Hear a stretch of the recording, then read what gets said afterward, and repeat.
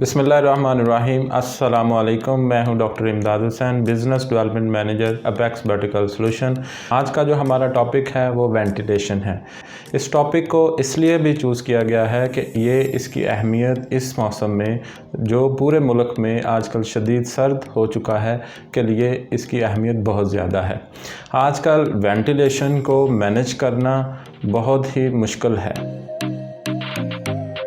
Ventilation दरअसल poultry house के अंदर हवा की आमदो रफ्त है। हवा की आमदो रफ्त से मुराद ये है कि फ़्रेश एयर हाउस के अंदर दाखिल हो और जो गैसेस वाली एयर है वो मुनासिब मिक़दार में हाउस से बाहर खारिज हो। वेंटिलेशन की पोल्ट्री में बहुत ज़्यादा अहमियत है। इसकी अहमियत पे अगर हम बात करें तो ये इसलिए भी वेंटिलेशन ज़रूरी है क्योंकि पोल्ट्री हाउसेस में हम लाइव बर्ड को रखते हैं, तो लाइव बर्ड को फ्रेश एयर और ऑक्सीजन की मुनासिब मिक़दार की ज़रूरत हमेशा रहती है। जो पोल्ट्री बर्ड्स हैं इनके मेटाबॉलिज़्म जो खुराक की तोड़ फोड़ का अमल है वो ज़्यादा होता है स्पीडली, इसलिए इनको फ्रेश एयर और ऑक्सीजन की ज़रूरत होती है। जो ज़हरीली गैसेस फीड की मेटाबॉलिज़्म के दौरान बर्ड के सांस लेने के दौरान में पैदा होती हैं, फिर जो बर्ड के फीसिस होते हैं जिन्हें ड्रॉपिंग्स कहते हैं, वो जब लिटर मटेरियल के साथ मिक्स होते हैं तो फिर उसकी फर्मेंटेशन के नतीजे में बहुत सी ज़हरीली गैसेस प्रोड्यूस होती हैं जिनका अखराज बहुत ज़रूरी है। उन ज़हरीली गैसेस की बात की जाए तो उनमें अमोनिया गैस है, फिर कार्बन मोनोऑक्साइड है, फिर कार्बन डाइऑक्साइड गैस है। अगर ज़्यादा देर तक वो हाउस के अंदर अकामुलेट रहें तो वो बर्ड के लिए नुकसानदेह होती हैं। दूसरा जो लिटर मटेरियल है उसको ड्राई करने के लिए, उसको खुश्क रखने के लिए भी वेंटिलेशन की ज़रूरत रहती है। जो ज़हरीली गैसेस प्रोड्यूस हो रही हैं उनका अखराज भी ज़रूरी है। फिर अगर लिटर मटेरियल ज़्यादा उसमें मॉइस्चर आ गया तो उसको भी निकालने की ज़रूरत होती है। बर्ड्स ज़्यादा हमने तादाद में एक हाउस के अंदर रखे हुए हैं तो उनकी बॉडी से जो हीट प्रोड्यूस हो रही है अगर वो भी मतलूबा टेम्परेचर से ज़्यादा हो चुकी है तो उसको भी हम वेंटिलेशन के ज़रिए ही खारिज करते हैं। और उसमें ह्यूमिडिटी जो हाउस के अंदर है, फिर टेम्परेचर है और फिर ज़हरीली गैसेस के मुनासिब जो एक तनासब है उसको बरकरार रखने के लिए बहुत ज़रूरी होती है। अब अगर हम बात करें पाकिस्तान में सीज़न्स के, तो पाकिस्तान में आलमोस्ट हर इलाके में 4 सीज़न्स पाए जाते हैं। एक बहुत ज़्यादा ड्राई कोल्ड सीज़न जो हमें दिसंबर, जनवरी, फरवरी में मिलता है कि इसमें एयर बहुत ज़्यादा ड्राई होती है और शदीद सर्दी होती है। उसके बाद हॉट ड्राई सीज़न स्टार्ट होता है जो जून, जुलाई और मई के महीनों में आता है। ये हॉट ड्राई सीज़न कहलाता है। इसमें भी हमें वेंटिलेशन की अहमियत बहुत ज़्यादा रहती है। फिर उसके बाद रेनी सीज़न है जिसमें ह्यूमिडिटी लेवल बहुत ज़्यादा बढ़ जाता है, तो वो भी उसको वेंटिलेशन के ज़रिए ही कंट्रोल किया जाता है। फिर फॉल सीज़न आता है जिसमें तकरीबन वेंटिलेशन टेम्परेचर जो मुर्गी के लिए ज़रूरी है उसके मुताबिक ही होता है।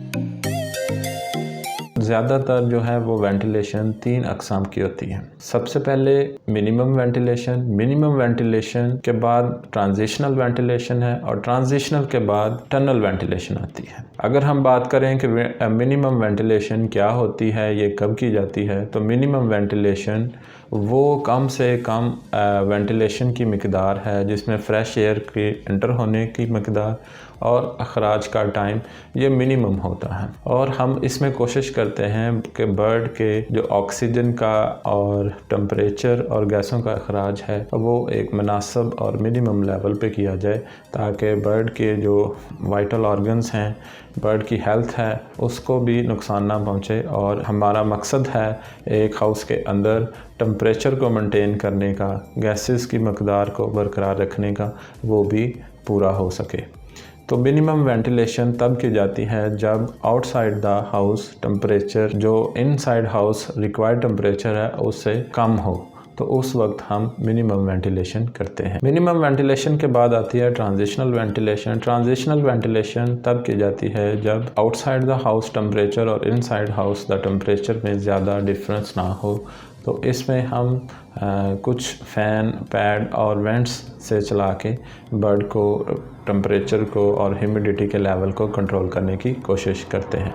उसके बाद आती है टनल वेंटिलेशन। टनल वेंटिलेशन को समर वेंटिलेशन भी कहते हैं, क्योंकि इसमें टनल वेंटिलेशन से अगर आप नाम से देखें तो एक टनल टाइप एक चीज़ बनती है जिसमें एक साइड से हम कोल्ड एयर को एंटर करते हैं और दूसरे साइड पे नेगेटिव एयर प्रेशर क्रिएट करने के लिए हमने फैंस लगाए होते हैं जो हाउस के अंदर नेगेटिव प्रेशर क्रिएट करते हैं, जिस वजह से कोल्ड एयर पैड के थ्रू एंटर होती है और हाउस में जो टेम्परेचर है उसको मेंटेन करती है। तो आज हम मिनिमम वेंटिलेशन को डिस्कस करेंगे और इसके देखेंगे कि ये कैसे की जाती है और इसमें कौन कौन सी कैलकुलेशंस हैं, कौन कौन सी चीज़ें हम यूज़ करते हैं। तो इसलिए आज हम मिनिमम वेंटिलेशन पे बात करेंगे। टनल और ट्रांजिशनल वेंटिलेशन हम इंशाल्लाह अपनी नेक्स्ट वीडियो के अंदर आपको ज़रूर बताएंगे। तो मिनिमम वेंटिलेशन की हमने बात की कि ये कब अप्लाई होती है, तो ये उस वक्त अप्लाई की जाती है जब आपके हाउस जो है उसका एक्सटर्नल एनवायरमेंटल टेम्परेचर जो है वो इनसाइड रिक्वायर्ड टेम्परेचर से बहुत कम है। तो इसमें हम ज़्यादातर साइड फ़ैन यूज़ करते हैं, वेंट्स के थ्रू हम एयर लेते हैं। इसमें पैड और फ्रंट फैंस यूज़ नहीं किए जाते।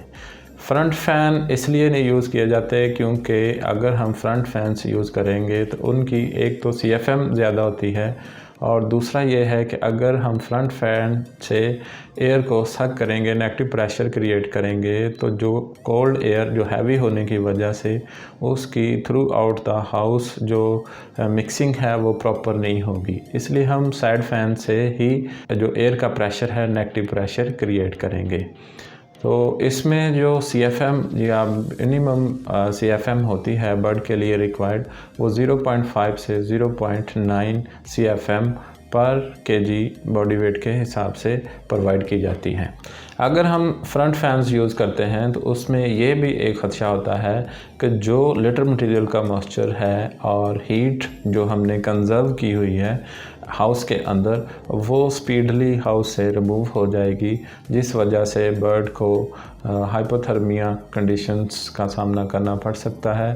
फिर ड्राई लिटर मटेरियल जो है वो बसाते खुद एक ज़्यादा हद से अगर ड्राई हो जाता है तो वो भी बर्ड के लिए नुकसानदेह है। मिनिमम वेंटिलेशन की जो कैलकुलेशंस हैं कि इसमें फ़ैन कितने चाहिए, हमें साइड फैंस कितने चाहिए, वेंट्स कितने चाहिए, वेंट एरिया कितना होना चाहिए, कितनी टाइम के लिए इसको अगर टाइमर पे लगाते हैं तो कितना होना चाहिए और किस डे पे क्या CFM रिक्वायर्ड होगी बर्ड के लिए, इसकी तमाम जो कैलकुलेशंस हैं वो हम लिंक में आपको दे रहे हैं, आप इसको डाउनलोड कर सकते हैं। अगर इसके मतलब कोई क्वेश्चन हो तो वो आप मुझसे कमेंट बॉक्स में पूछ सकते हैं। जज़ाकल्लाह।